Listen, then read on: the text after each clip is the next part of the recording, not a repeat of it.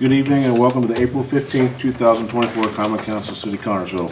All rise for the Pledge of Allegiance, led by Councilman Williams, Jr.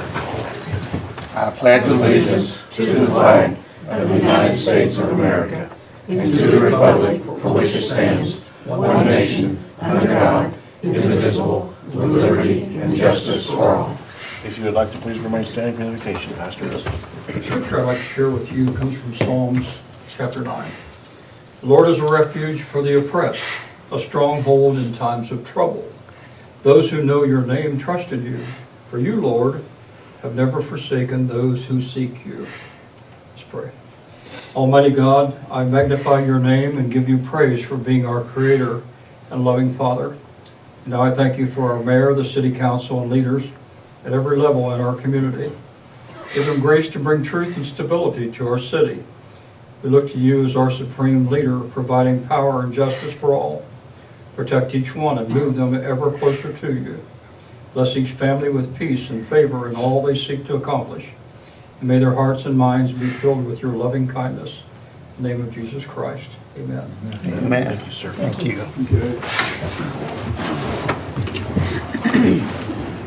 Okay, I'd like to welcome everyone this evening. If you would please turn your cell phone ringers off. We will begin with roll call. Councilwoman Barrett. Present. Councilman Williams Jr. Present. Councilwoman Phillips. Present. Councilman Robb. Present. Councilman Gray. Present. Councilman Collins. Present. Councilwoman McQueen. Present. Everyone has the minutes from the April 1st, 2024 meeting. Are there any additions or corrections to those? If not, I entertain a motion to approve the minutes. So moved. Second. Have a motion second. All in favor signify by saying aye. Aye. Any opposed, same sign. Okay, we're gonna move on down to new business. We have Alan Schrob here with Nova. He's gonna give us a brief update on what's going on at the plant. So come on up, sir. I think we have some slides. Yep, too. John, you got there. There you go. So it's been, I think, 9 months since I was here, right after we approved the project and got started going. So I thought it'd be great to give you all an update as to where we're at with the progress on the construction. So maybe if you just think about what we're building here in Connersville. Julianne and I represent Nova Circular Solutions. Our role really is to remove as much plastic waste from the environment as we possibly can. And so the investment we're making here in Connersville is substantial and important in our journey to be able to do that.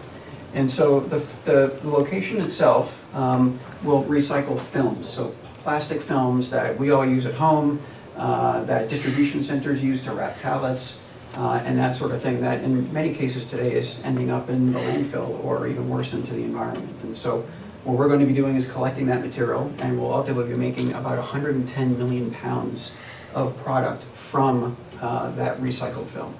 And so the process is quite simple. You have these bales of film that will come into the facility.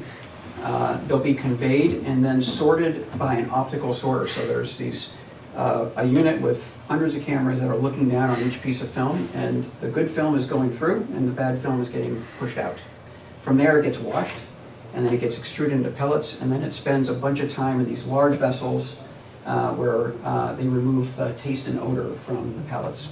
And then we send them to customers, and customers use that material for all kinds of sort of things: stretch film, shrink film, food packaging applications that everybody uses at home and stores and things like that.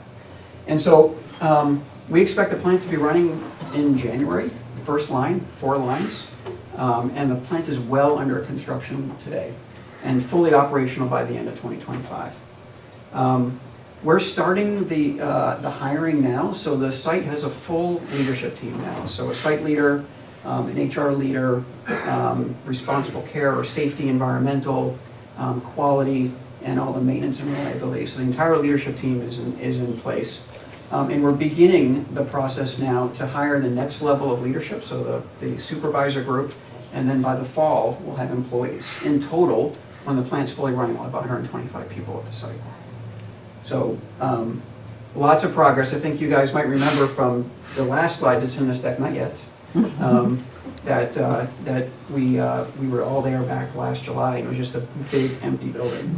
It looks very different today. And so maybe, Jillian, if you go to the next slide, I'll show you a couple of pictures. And so The first one I'll start is on the right-hand side. So those are resin silos. So the finished product that we make will go into those tall silos. They're 60 feet tall. Each of them hold about 40,000 pounds worth of material. So they hold a lot of material. There's 13 of them in all. Those were the first pieces of equipment to get installed, and they were installed like December, January timeframe, all 13 of them. The rest of this is all on the inside of the building. So on the bottom picture there is the offices that were being constructed. So we'll have new offices for all of the leadership team, conference rooms, bathrooms and locker rooms, and a break room for people to eat and have lunch and things like that. The one next to that are the drainage systems that will remove all of the water from the system. So we wash a lot of plastic, and that plastic has to make its way. So we've dug trenches throughout the entire facility, and we're lining them with stainless steel to move all of that water to our water treatment plant. That picture on the left is a massive demising wall. So that wall will separate the facility that we're using with the rest of the building. It's really big and large. And that was just put up a little while ago. And then at the top of that picture are really, you'll see a series of conveyor belts. So material will come in, all of this film, it'll be conveyed along belts like that, and then sorted into other pictures. And so all of this equipment is now on site, and there's more equipment to come. I was talking to one of our equipment suppliers just last week, and he said that they were all excited because they're getting ready to move this equipment that's produced in Austria to here. So it's going on a boat to be coming here. And if you lined up all of those containers in a row, the containers are a mile long. So you can just imagine the size of and scale of the equipment that's going to be installed in this facility. So it's exciting. It's exciting to have that happen. And you may be asking, well, that's a lot of containers rolling over our roads, and we have a very clear sort of plan to be able to minimize any kind of traffic. They're not all, that whole mile of containers are going to come in one day. It'll come over a long period of time. So our role is to minimize as much traffic disruption as we possibly can. So, I mean, I'll finish up with just this last shot here. That's where we were, 9 months ago. And the progress, from this team here has been tremendous. And, I think every time I talk to the team that's here in Connersville that's constructing this, or I get to come, we were here at Winterfest in December, it just reminds me how happy we are to become part of this community. And then we absolutely picked the right location. So I just wanted to come tonight and say thank you for continuing to support us. And we expect to have this thing running here pretty quickly, and I want all of you guys to come and see it for sure once we have it running. So I'll be glad to take any questions. Well, we're as happy to have you as you are to be here. For sure. Thank you. We're excited. Yes, we are too. No, thank you, sir. Okay, we'll see you tomorrow. See you tomorrow. Thank you. Thank you.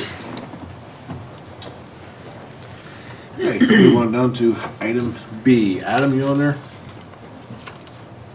Mayor, I'm here. Can you hear me okay? Yes, sir. Very, very good. I'm going to share my screen. And can someone confirm when they can see the presentation? Yes. Awesome. Well, good evening. It's good to see everyone. My name's Adam, and update tonight regarding the City of Connersville property tax update relative to the tax bills going out in the mail really right now that are payable this year. They were fully budgeted in 2024, and as we start to think about the budget for 2025, we wanted to talk through an update there. The certified amounts are published. We'll show those today, and then your individual residents are likely starting to receive some bills, and wanted to preempt and just kind of do a refresh education on in case you get any calls with any sort of changes there.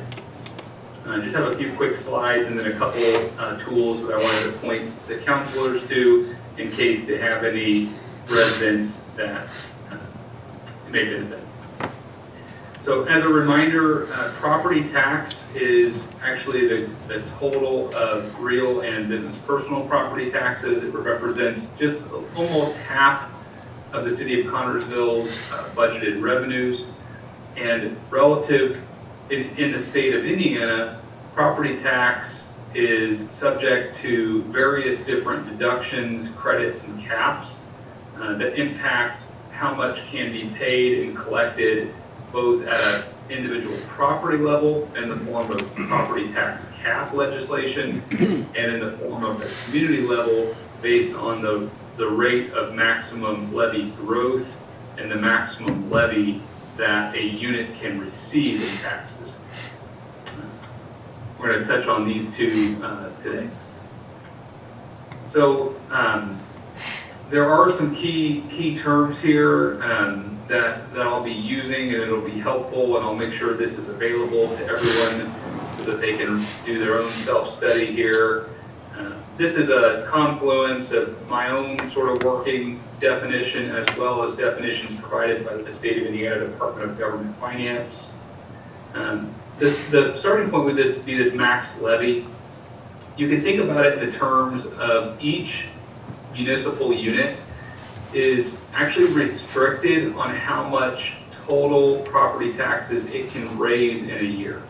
So post property tax cap legislation in like 2008, I believe, is when that was enacted, there became essentially, the levies were effectively frozen. And prior to that point, if the government approved a 20% budget increase that included a 20% tax increase, that would be passed through and billed to residents. And the state of Indiana stepped in and basically said, hey, we're going to establish statewide controls here to limit, one at the property level and then two at the unit of government level. And the max levy is sort of an output of that. So it basically says each year, the City of Connersville was provided a growth factor from the state of Indiana that allows it to the maximum growth rate that its property tax revenue in totality can grow. For the years 2024 and 2025, that rate is capped at 4%. It is actually calculated based on the 6-year average of payroll growth. So the intention there is that as incomes change over time, the relative share of property taxes can be tied to income growth. So really, but for that growth factor, the amount of property taxes does not automatically go up, and that is somewhat counterproductive. If you think about, you have a lot of new businesses or a lot of new homes being built, the state of Indiana, if there was no growth factor, if the growth factor was 0, then basically the amount of property tax raised by all of the homesteads and properties stays the same.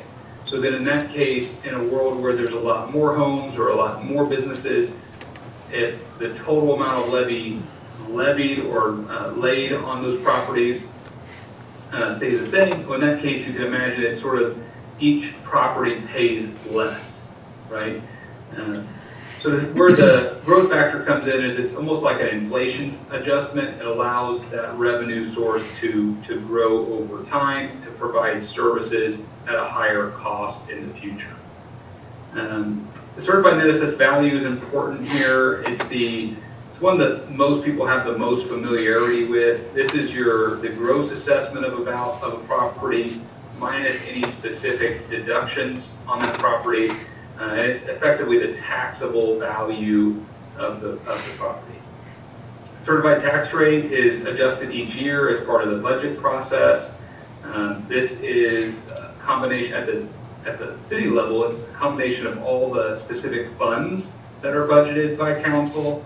And for pay 2024, the total rate is $3.29. Which is down a little less than 3% from $3.35 in 2023. Should have noted this, but that amount is per $100 of net assessed valuation. So in other words, the current rate for every $100 in certified net assessed valuation, the City of Connersville bills $3.29 per $100. The city, Civil City, is just one of many taxing providers, service providers within a property. So the next the next step is you add in the tax district rate. This would be the school, the county, the library, any special districts, et cetera, that are serving a specific property. And when we look at page 24, the Connersville District 3 is at $5.52, down from $5.67. So tax rates between the 2 years actually went down both at the city and the overall level, which is good for taxpayers. The last two concepts, and then we'll get into some graphics, are this concept of levy controlled versus rate controlled funds. So levy controlled funds are funds that are bound by the max levy, which is definition term 1.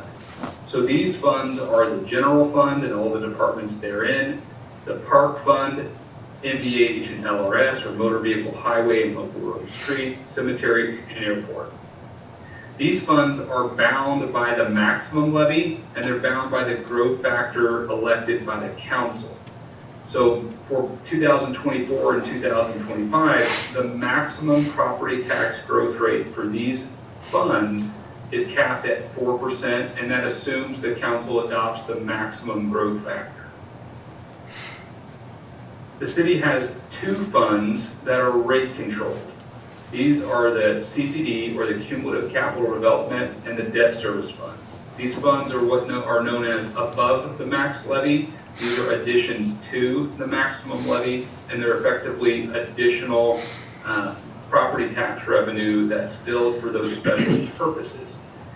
Because they're above the maximum levy, they are rate-based. So the council, through a series of the budget process and the establishing ordinances, establishes a tax rate for each of those funds, and then that tax rate is applied to the certified net assessed valuation. So as that certified net assessed valuation increases, those funds are able to increase as well, and they're not subject to the 4% cap. They're really tied to the growth in assessed value. So switching this up and looking at it from more of a graphical perspective, the chart over here I think shows it nicely. These are the pay years, so 2018 through 2024. And again, in Indiana, property taxes are paid and assessed in arrears. So in this case, the taxes that are being paid this spring are from assessments made January 1st, 2023. The assessments on properties in this year won't be paid until next year. So in this case, the net assessed value for the city has been increasing. You can see that here. And then because the net assessed value has been growing at a faster rate than the 4% levy growth, the tax rate has actually been falling. And that's what we've seen both at the city and at the district level. While the tax rate is lowering, you can see that the certified levy, the total amount of levy, has increased over time, and that's because the city has pursued the max levy adjustment via that growth factor over time. Despite that change, the tax rate has actually fallen over the last several years. The last kind of slide I have here is really looking at putting all this into an example. So the city's tax rate went down approximately 2% year over year, and all the other units went down about 4%. So from a taxpayer's perspective, the actual tax rate billed on their property went down 3% year over year. That is good. The assessed values of properties in the city went up 7% year over year. So I ran through a full summary here. So here's the levy controlled funds. This is your general parks, fire, police, MVH, street, etc. And they went up by 4% year over year, which is the rate established by state law. The rate controlled funds is the CCD fund and the debt service reserve fund. You can see that grew because that is not tied to the 4%. Therefore, the total City of Connersville certified levy increased 6% when you add those two together. The certified net assessed value grew at 8%. So applying this, if the certified net assessed value grows at a faster rate than the levy, tax rates are coming down, and that's exactly what we saw. The only way the tax rates would have stayed the same is if the certified levy grew at 8% as well. Putting this into so at the city level, we were capped at the 4%, and any additional growth came from rate controlled funds, and at the district level, rates went down, and at the city level. I put in an example property. I just assumed property was assessed at $140,000 in 2023 and $150,000 in 2024. You can see now how at the property level these caps show up in a different way. So now we have a property tax cap based on 1% of the gross assessed value for owner-occupied residential. We can see there were changes to the standard and mortgage deduction as well. So we've got that adjustment.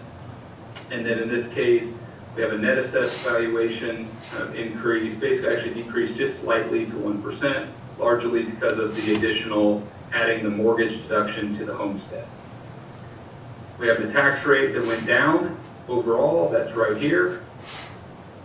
So the taxes billed on the property actually went down 3% because of the tax rate, but keep in mind the tax cap. So in this case, this example property cannot pay, is legally capped at $1,500 in taxes.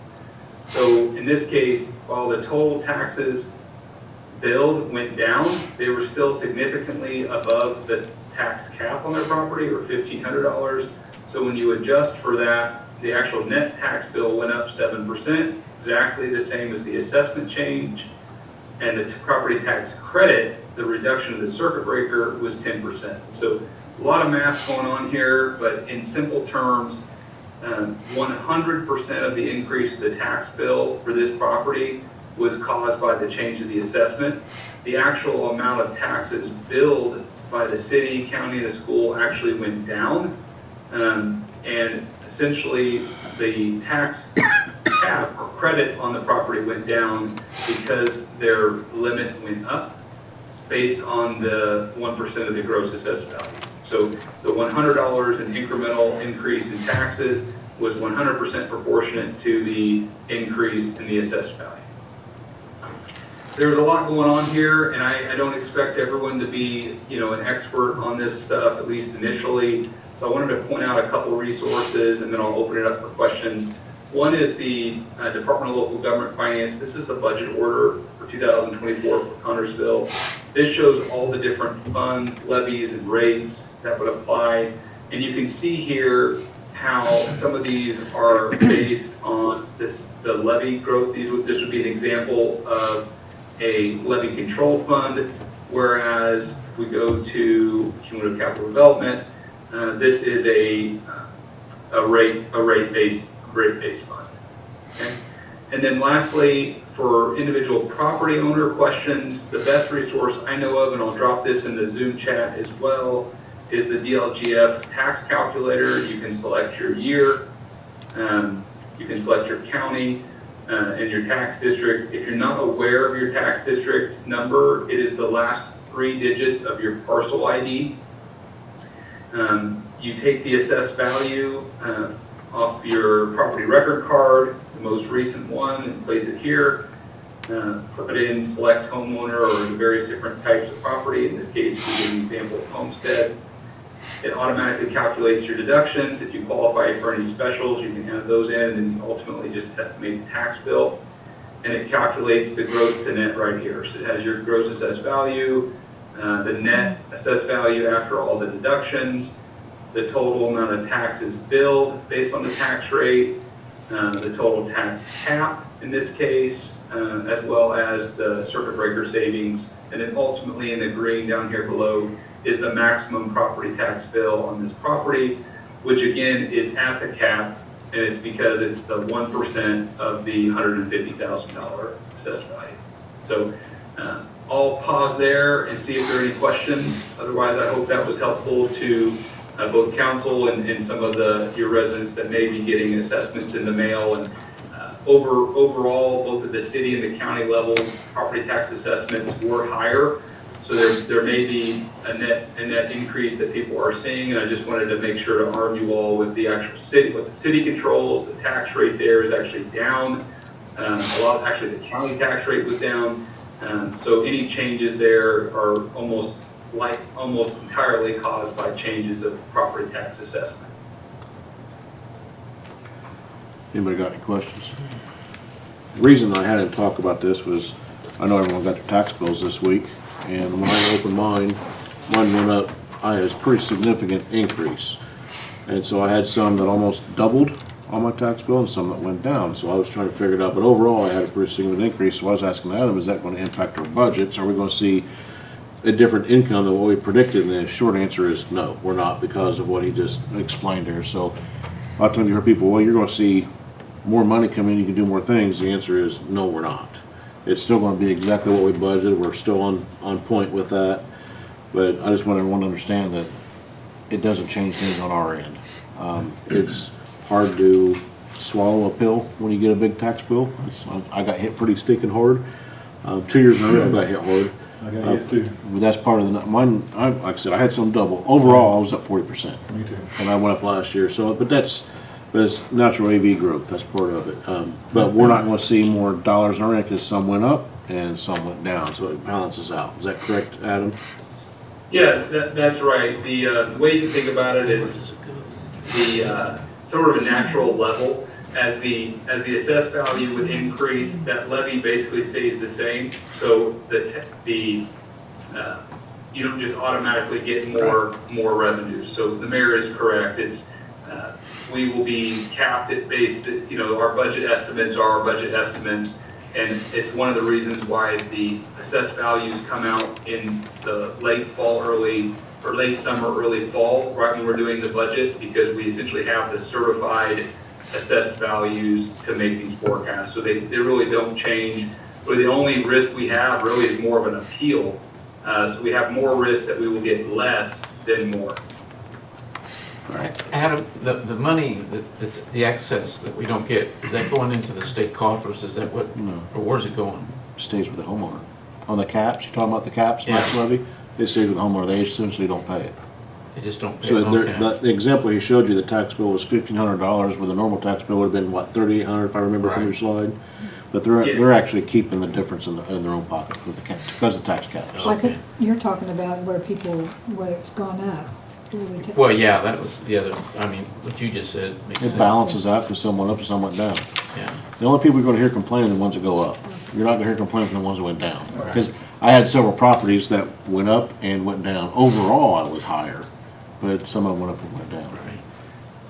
Yeah, I think two things there. So because the tax rate went down, if there was a property assessment that stayed exactly the same, and they were below the cap, they may have seen a savings. If their assessment went down, they would definitely see a savings. But a lot of that's gonna be, is gonna be based on just where they're at relative to the tax cap. And I think I heard, if I understood the question correctly, was where does all that extra go? And I believe the mayor's answer was that it's basically a direct automatic credit provided to the taxpayer, and that is 100% correct. So in the example we just mocked up, the actual taxes, like let's say billed, levied on that $150,000 property was $3,400. But because of the property tax cap legislation, that property owner is really legally capped to pay no more than $1,500 worth of taxes. So there's a automatic $1,883 credit applied on their tax bill based on that property tax legislation. So that amount is systematically given to them, and therefore it's not, you never collect it. It gets very confusing studying taxes, property taxes. I don't know who's a genius that created it, but it took a lot of math and formulas to figure that out. It's hard enough to understand, so that's why I wanted him to explain it. It's a very complicated system, But I just didn't want everyone to think that when taxes, it seemed like everyone was paying more taxes, that we're going to receive more money, and this is not the case. Very, very good. And like I said, that online resource, as far as a property by property calculator, is the best that I have ever used. I'm going to put it in the chat now, and it's just the DLGF tax calculator. But if anybody has any questions on their own residents or constituents, it's the best way to answer a property by property specific. Because the last thing I'll leave you with is, just to show you how tricky this can be, you could have two properties that are basically identical. They're assessed for the same amount of money.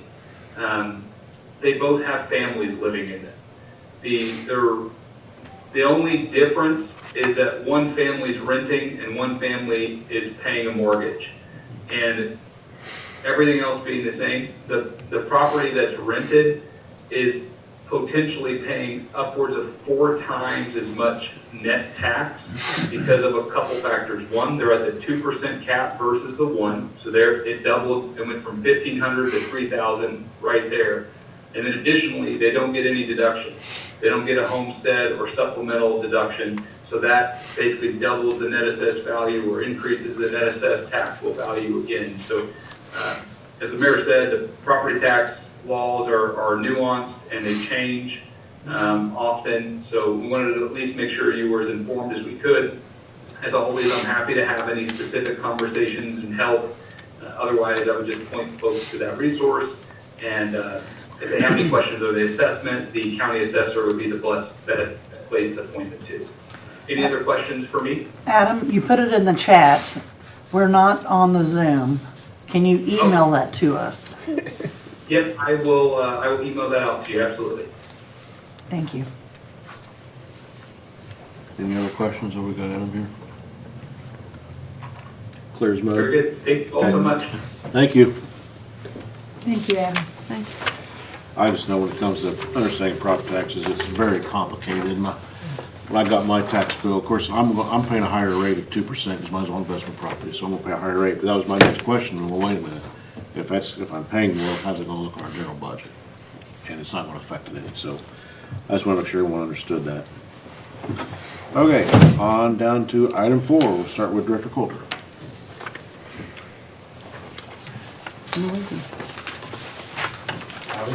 Hi. It's kind of timely with, guess you all saw my reports, by the way. If anybody has any questions about any of it, because I was going to tell you about a few things. With Nova being here this evening, we've spent a good number of hours working with them. Just today, we talked to them about 2 different issues. We're working on their pre-treatment permit and pollution controls. And I believe they're going to be permitted within our local limits, and then we'll have to have any exceptions. Looks like it's going to be pretty smooth sailing with that.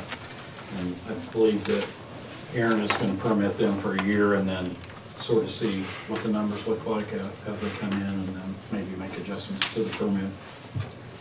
Also, we've been working with their infrastructure crew on exactly how much sewage they're going to send us and what kind of intervals. We're not too limited on capacity, but we trying to spread out their flows over a period of time, which you always try to do with everybody if you can. So, and we had I talked to you a while back about their stormwater reductions. We've been working with them on that project. They're doing some construction up there to get within our limits so that we can cut down the number of dollars that they spend on stormwater fees. That was one thing that was important to them. So mostly we've been working with Phoenix on that. I wanted to update you on a couple of things that you might be interested in. Some of our east side residents have been concerned with the high water on Vine Street, and I think I told you at the last meeting or 2 that we're working on a couple of projects to get that fixed over the long haul. But in the meantime, there's a lot of people over there that would like for us to install signs. So NDOT is going to work with us to install some signs over there that will be able to open and close when there is high water, and when there's not, we can close them. So it's a little more appropriate that way. I told the Board of Works today, we've been discussing with NDOT the markings in front of the new dollar store, trying to figure out how to mitigate that. Do you want to talk about that at all? Go ahead. You were pretty opinionated on it, so I was thought very maybe you might wanna tell opinionated her. about it. Go right ahead. We, it's kind of a cluster at this point, and it's not easily fixed what they've already done. And some of the things that you would do would be at the cost of the developer who was told wrong in the first place what he should have done. So it's almost harder to change it now. I don't know, maybe any of you have any opinions on it. I know that a lot of the residents were very upset at first, but possibly people have gotten used to it. But to go ahead and change it now might make it even more difficult. My thing is, I've gotten used to it, and I don't have as many close calls as I did, at the very beginning. But it's the indentations and whatever that was left over from the other time, from what was there before is the problem.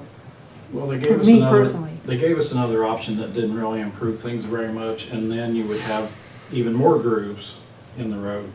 So I think where we may end up with them is that they bring in a machine that through infrared cleans up those grooves and gets rid of those. And they improve the signage as far as the merge and all that, and that may be the way we go, but I'll keep you in the loop as we go forward. And if anybody has any definite opinions other than just, it's terrible. Why not take it back to the 4-lane? Well, NDOT doesn't like to do that because that sets up a situation where you have a car sitting in traffic and somebody coming behind them that could run into them. And that's why they do it. I'm not saying it works very well, but that is the reason they, Everywhere I You get hit in drive. the back or you get hit in the side, whichever one. right. Their attempt to keep people from turning left at Taco Bell is not working. I mean, they just drive right over that, just like they do on further on down, but I mean, it hasn't slowed people down from, And something that complicates it even further is we're gonna have another such nightmare just to the north when the hospital opens. yep. So why not put it back the way it was? They won't do a turn lane and a straight lane in the same lane. That's the issue. They want a separate turn lane and a separate straight lane. They don't want you sitting in a lane turning and a possibility of getting rear into that lane. They want a separate turn lane, which is where they're doing, everywhere I drive across the state, they're doing the same thing everywhere. They want separate turn lanes. So northbound And they makes want it, sense. but they don't have it everywhere like that. I'm sorry? They don't have it everywhere like that. Anywhere where they've done new construction, they're putting that in. So northbound makes sense because they do have the turn lane. So you merge into one that had Just a turn merge lane back and in. straight. But it is. There's no turn lane for if you're pulling into Old Roost, Tractor Supply, Taco Bell. There's no turn There is lane no on turn. that side. They don't want you turning left. You're not supposed to turn left from there. You're supposed to go on up to the light and go around and go in. That's what that yellow part there, but people drive. Nobody pays any attention to Yeah, it. yeah, if nothing else, they need to put no U-turn, no left turn. So I was gonna say, in so- that. Have a signage So or then they something, would need a sign there. or something in there, or inside that no left turn, because people are, I don't know why, they just think it's I dead drove or up to whatever. Greenfield last week, and that 4-lane road run through Greenfield is now 2 lanes. They've only got 2 lanes, and they've got turn lanes everywhere, but it's no longer 4 lanes. And everywhere they go through and repave and remark, that's what they're doing. I'll share with all of you the graphics. They showed us a couple of different options and you can all give your opinions on it. I'd love to hear them because we're all somewhat confused at this point. I'm not sure it'll make it any better to change it. Might make it worse. So I'll get that out to all of you. The last thing I was just going to tell you that one of the big things we're working on right now, and I'm trying to wrap up a lot of different things. We're trying to get all the money moved around within the Headworks project to get that whole thing settled and solved over my last few months here. And then we're also trying to get this new well construction all ramped up so that mainly trying to make sure we figure out a way to get that financed. It's looking like at least $500,000 or more dollar project. And so those are some of the things that I'm working on, trying to wrap up before I go. Did anybody have any questions about my reports? Thank you. Thank you. Director Pawsey.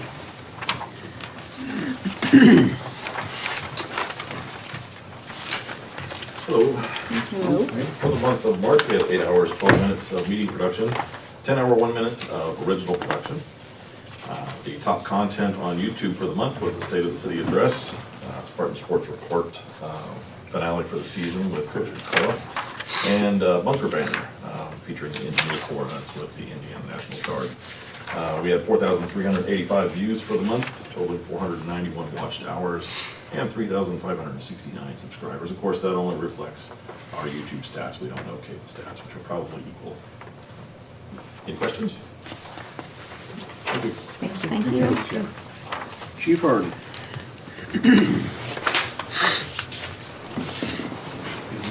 Good evening.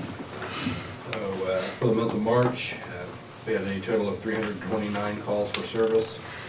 That brought our year-to-date total up to just over 1,000, 1,003. Still do have an open paramedic position at this time. Zero fuel usage, our fuel tax rebate submissions. I did include, this was forwarded to me by the director of the emergency department from one of their patient satisfaction surveys. I don't normally get stuff that route. But that is a verbatim quote, exactly how it came in on their survey. So I thought that was kind of neat that it went from the very, very beginning to the very, very end of, and basically everybody in between that they were impressed with. So I thought that was kind of neat. I was very grateful that she passed that along. For April, we did a lot of, for March, did a lot of work for the solar eclipse event, which very grateful that's behind us. We did participate in the Frazee, what they call Spectacular Person Day. So each student can invite a person or two that they think are spectacular, grandparents, parents, so forth and so on, but there are some kids that don't have people who can come. So 2 years ago they started, or last year they started inviting the first responders, and if a kid does not have someone to sit and eat their cookies with, then we step in. So that was pretty cool that all the Fayette County Emergency Services was there, and we would get assigned to someone, and sometimes we didn't. Sometimes all the kids had somebody, and we kind of stood around talking amongst ourselves. We still got the cookies, though, so that was the important part. And we did submit the AFG grant. When I say we, I mean Jolisa. She just kind of tells me what she wants, and I put it together and send it to her. So, does anybody have any questions? All right. Thank you. Thank you. Superintendent Steele.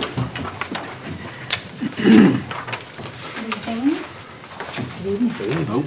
So, what we have going on currently is, the first thing I want to talk about is the beautiful weather we had today. So we were out working, the guys were freshening up some of our landscaping. We're going to be doing that around the Miller building, and they started mowing last week. So we're in full swing and getting ready for summer. Dump in the Trunk is coming up. It's going to be a new event that we're hosting at the Miller building, and it's going to be like a large community yard sale. So everybody can come in, they can, if they want to purchase a booth, we will be offering booths 10 by 10 for $50. They can come in, they can set up, and on Friday, April 26th, we will be open 8 to 8.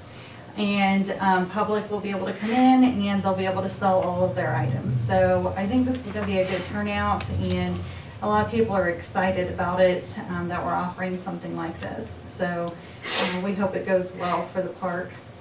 Swimming lessons are currently open for registration, so people can sign up online. Summer Discovery registrations are also open, and they can pick up the packet at the park office. And then season pool passes are also available for purchase as well. A couple months ago, I had a meeting with Roots, and they would like to take Industrial Park kind of under their wings and do a few special things. And the first thing they want to do is a little reading library. And so they're going to design and build a new library box to house Industrial Park. And I put on here, they want it to look like the impeller, which was the critical component of the rotary low blower. And so they're gonna design it to look like that piece that they created. And then they will form it out of sheet metal and put their logo and different things on it. They're gonna maintain that, so they'll keep it stocked and check on it every once in a while. And they're hoping to put that up around early to mid-June is their hope, so I'm gonna keep in contact with them. I will be attending a leadership summit next week, the 24th and 25th. And then some events coming up is the park board meeting is April 22nd, Junk in the Trunks, April 26th, and then our opening date for the pool is May 25th. Does anyone have any questions? I think at the Board of Works meeting this morning, you mentioned on the summer discovery that they have to pick up the packet at the park. You can't do that online. Yes, that is one registration we do not offer online because it is such a large packet that we need all that information filled out. We can't offer that online, so they need to stop it and pick that up. Thank you. Thank you. Thank you, Marla. Chief Bolos.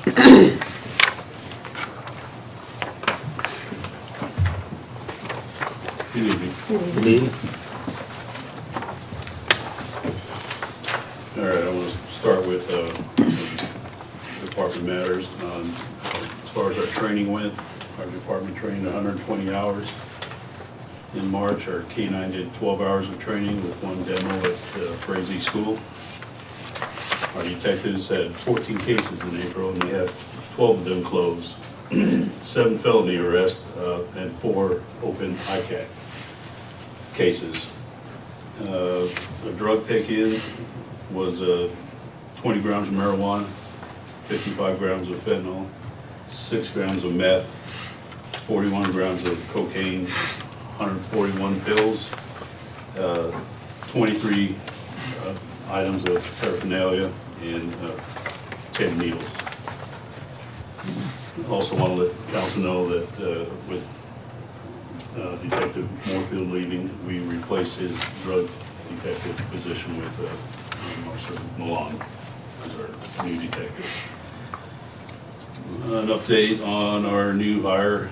He is scheduled to, he's supposed to go to ILEA at the end of this month. However, we're still waiting on perf items to come back. We're hoping that he has it back in a couple of weeks so we can send him there at the end of the month instead of in the fall. So, any questions with those totals?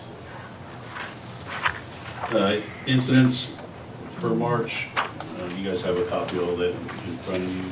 Our accidents have gone down a few accidents through March, close to the month before. Still, our traffic stops are around 256 traffic stops with a total of 930 calls.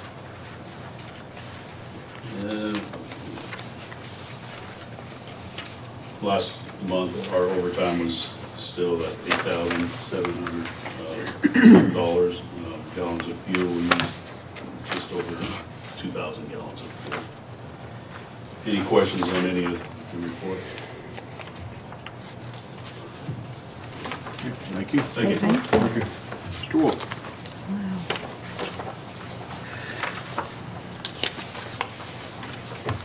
Good evening.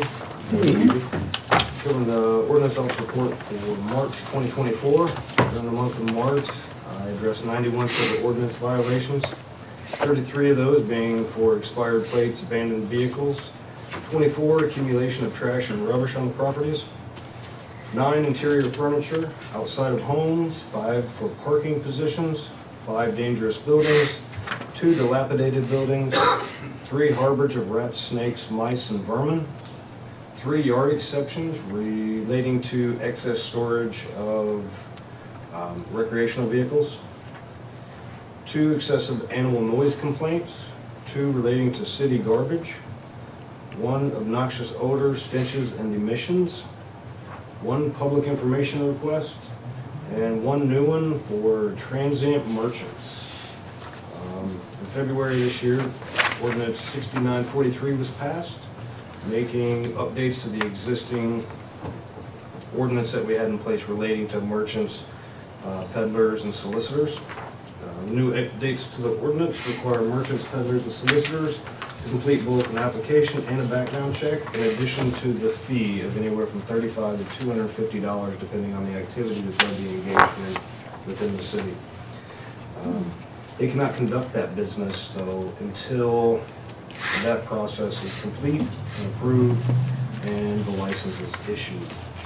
Once approved, my office will be issuing those licenses, and that license must be displayed or carried with them while they're in the course of business for no more than 3 days. After 3 days, they have to reapply, pay the fee again, and we'll issue another license for 3 days.